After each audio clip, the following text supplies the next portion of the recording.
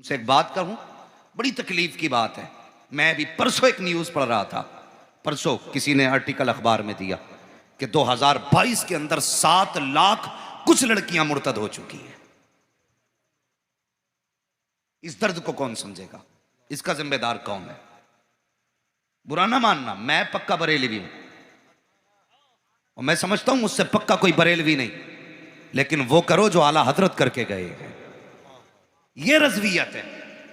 उम्मत के दर्द को कौन समझेगा? 7 लाख बेटियां मुर्तद हो चुकी हैं, कौन है जिम्मेदार इसका? बताया जाए।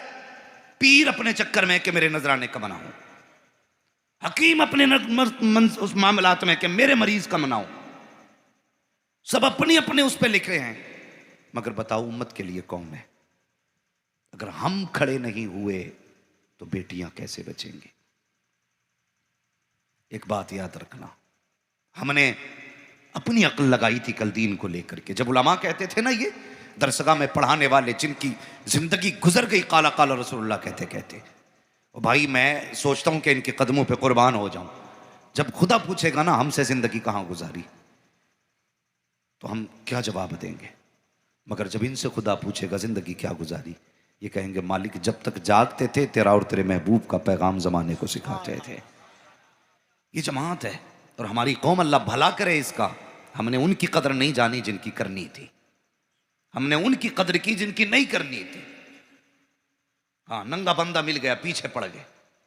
बहुत पहुंचा हुआ भाई, कपड़े ही नहीं पहनता, इतना पहुंचा हुआ भाई जो चाहो बता देगा। नहीं, अब वो दौर नहीं है। दुनिया पड़ चुकी है, इल्म सबके पास है। ये ना देख कपड़े पहने हैं कि नहीं पहने हैं, ये देख इसका किरदार मुस्तफा के किरदार से कितना मिलता हुआ है, ये देखा करो। आज बेटियां मुर्तद हो रही हैं और कौम बस्तियों में कोई फर्क नहीं पड़ता। मेरे जलसे की भीड़ ज्यादा हो, मेरे उर्स की भीड़ ज्यादा हो, मेरे मेले की भीड़ ज्यादा हो, और भाई भीड़ें बहुत लग गई। अब कुछ ना कुछ उम्मत के लिए करो। जब ये उलमा कहते थे ना कि बेटियों को पर्दे में रखो, तो लोग कहते थे मौलवी कैसा पर्दा होना चाहिए? ये कहते थे हुजूर ने अपनी बीवी से कहा था अंदर चली जाओ। सहाबी नाबीना थे, उन्होंने कहा था हुजूर ये तो अंधे। हुजूर ने अपनी बीवी से कहा कि ये तो अंधे हैं लेकिन तुम्हें तो नजर आता है। तो कौम ने कहा, क्या जवाब दिया था? हमारी कौम ने कहा था जनाब मौलवी साहब पर्दा दिल का होता है, पर्दा दिल का होता है। अगर दिल साफ तो सब साफ। हमने ये कह के मौलवियों के मुंह बंद किए थे, जरा उठा तो अपनी तारीख। तुमने ये कह के अपने मौलवियों के मुंह बंद किए कि पर्दा दिल का होता है, नजरों से कोई फर्क नहीं पड़ता है, दिल साफ तो सब साफ है, लेकिन तुझे पता नहीं है। कुरान तो ये कहता है ईमान वालों नजरें नीची करके चला करो। एक कुरान बता तो सही, नजरें क्यों नीचे कराई गई? बताया गया कि गुनाह का सबसे पहले असर नजर पे होता है। जब नजर भटकती है तब दिल भटकता है, जब दिल भटकता है तब जाके नफ्स भटक जाया करता है। शर्म आनी चाहिए हमारी कौम को। हमने मौलवियों के मुंह बंद किए। बचा लो बेटियां, अगर अब भी हया है तो। डिग्रियों के लिए बेटियां बेच दी। मेरी बेटी आईएएस कर रही है, वो क्या करेगा ऐसे डिग्री का? अगर इज्जत चली गई और आईएएस बन भी गई, क्या करेगा ऐसे कागज का? आबरू चली गई और बेटी अगर एमबीबीएस बन भी गई, कयामत में सिर्फ तेरी बेटी नहीं, तुझे पता है वो बेटी भी आएगी जिसे दुनिया खातून जन्नत कहती है। वो बेटी भी आएगी जिसे आयशा सिद्दीका कहा जाता है। वो बेटी भी आएगी जिसे आसिया कहा जाता है। तेरी बेटी भी खड़ी होगी, क्या जवाब देगा? तैयारी कर लो यार। नहीं, इस बार दिल भी सजाना है, दिल भी सजाना है। और यह ऐद कर लीजिए, मैं आपको गारंटी के साथ बता रहा हूं, जिसने भी इस्लाम के कानून से बगावत की है उसने ठोकर ही खाई है।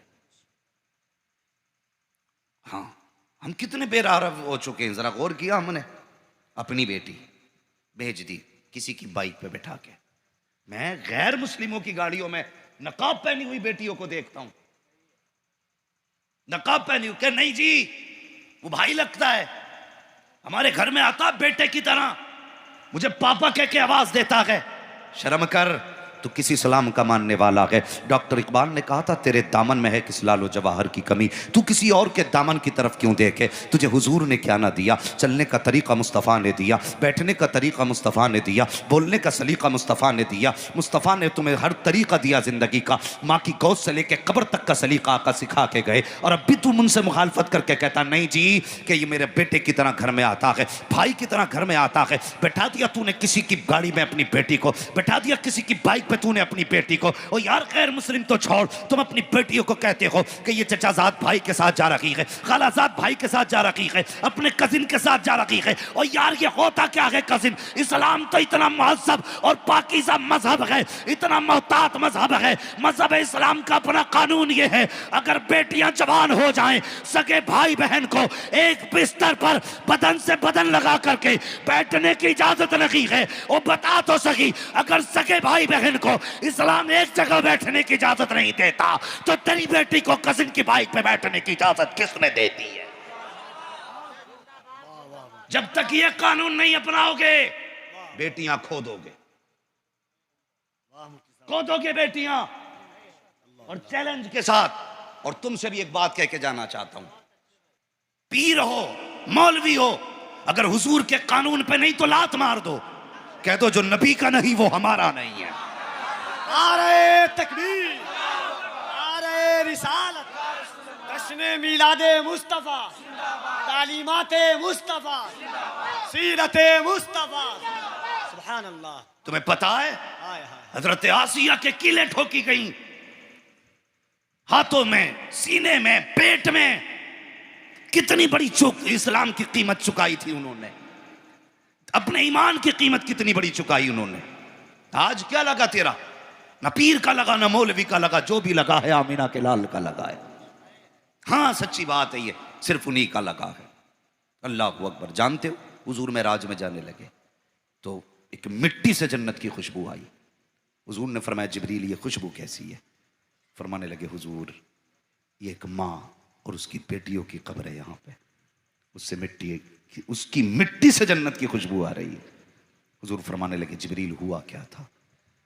कहने लगे जब फिरौन का दौर था ना, तो उसने माँ से कहा कि मुझे खुदा मान। उसने कहा नहीं मानूंगी। उसने एक बेटी को लिया, तंदूर उसमें डाला खोलते तेल में, माँ तो माँ थी ना, तड़प गई। बज़ाहिर तो वो जलना बच्ची का तड़पना माँ ने बर्दाश्त किया, फिर दूसरी बेटी को डाला। अल्लाह अकबर। जानते हो फरमाया जिब्रील ने हुजूर उसने दोनों बेटियां दे दी थी, लेकिन खुदा की वहदानियत से इनकार नहीं किया था। फरमाने लगे ये उन्हीं माँ बेटियों की कब्र से जन्नत की खुशबू आ रही है। हाँ तुम भी जरा सोच समझ के फैसला करो, जिम्मेदारी है यार। मौलवी नमाज पढ़ाता और उसकी बीवी बाजार में चक्कर लगाए हैं, हम हाथ में हाथ लेके मुरीद कर रहे हैं, बेटियां बाजारों में घूमे। पीर ऐसा नहीं होता, पीर ऐसा होता है जिसकी नजरों में भी हया होती है, जिसके किरदार में भी हया होती है। और ऐसा बाहया पीर, खुदा की कसम, जिसने गैर महरम को नजर उठा के न देखा, दुनिया उसी के बारे में कहती है मुत्तकी बनकर दिखाए इस जमाने में कोई एक मेरे मुफ्ती आजम का तकवा छोड़ेगा।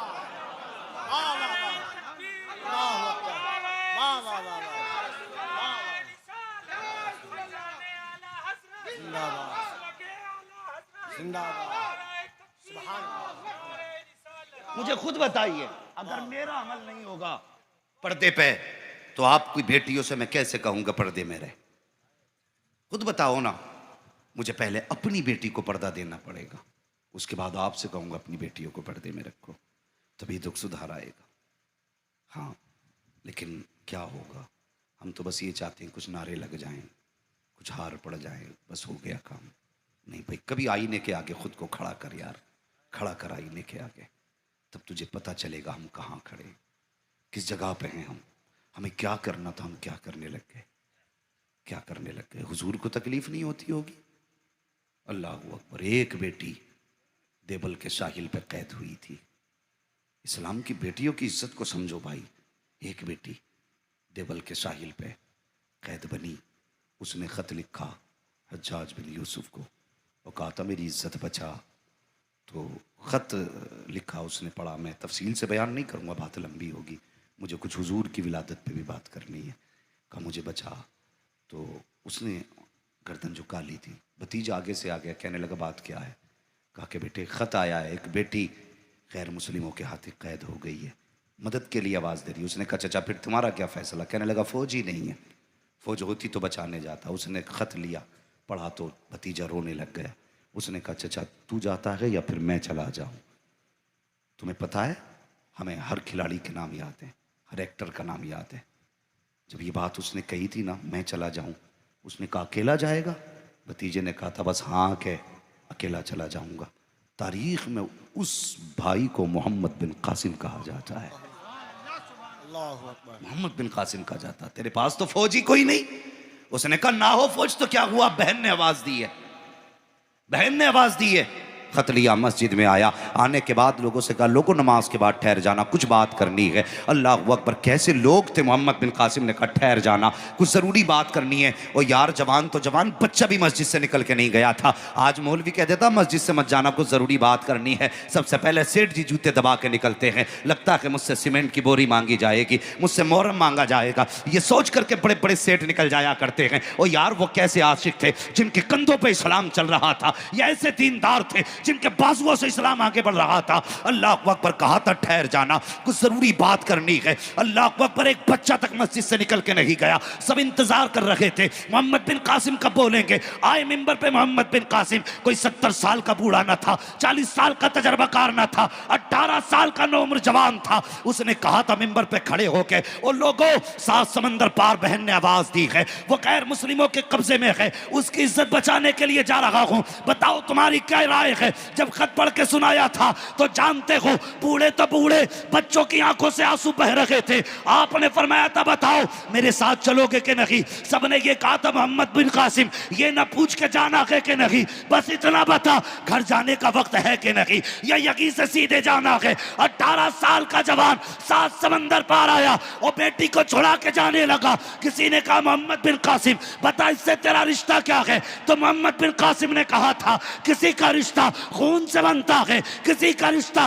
बाप से बनता है, मेरा यह रिश्ता रसूल पाक ने बना दिया है। सुभान अल्लाह, नारे तकबीर, नारे रिसालत। अब जवानों तुम्हें उठना पड़ेगा, बेदार होना पड़ेगा। ये कमेटी सिर्फ जलसे की नहीं बल्कि हुजूर के दीन की तहफ्फुज की भी कमेटी बननी चाहिए। ये सेहरा सिर्फ मौलवी के सर नहीं बल्कि हर उम्मती के सर होना चाहिए। जहां तुम्हें पता चले हमारी कौम की बेटी गलत राह पर है, जिम्मेदारी है संभालो, उसके बाप को आगाह करो। बाप भी कम नहीं होते हैं, ये भी बाप है ना, इन्हें बाप जो कहा जाता बाप। अगर कोई कहता जी आपकी बेटी फला जगह लड़के के साथ देखी, वो गलत बात है, कहता इल्जाम लगा रहे हो मेरी बेटी पे, इल्जाम लगा रहे हो मेरी बेटी तो कभी एतकाफ से निकलती ही नहीं। हाँ, फिर बाप के लिए सबसे बड़ी मौत की बेटी हो जाती है जब मुंह काला करके चली जाती, कहती मौलवी साहब चुपके से तावीज़ दे दो, मेरी बेटी कल से गायब है, किसी को पता न चले, लौट के आ जाए। मैं कहता हूँ शर्म नहीं आती? तुझे क्या लगता है तेरी 22 साल की गलती पे ये तावीज़ पर्दा डाल देगा?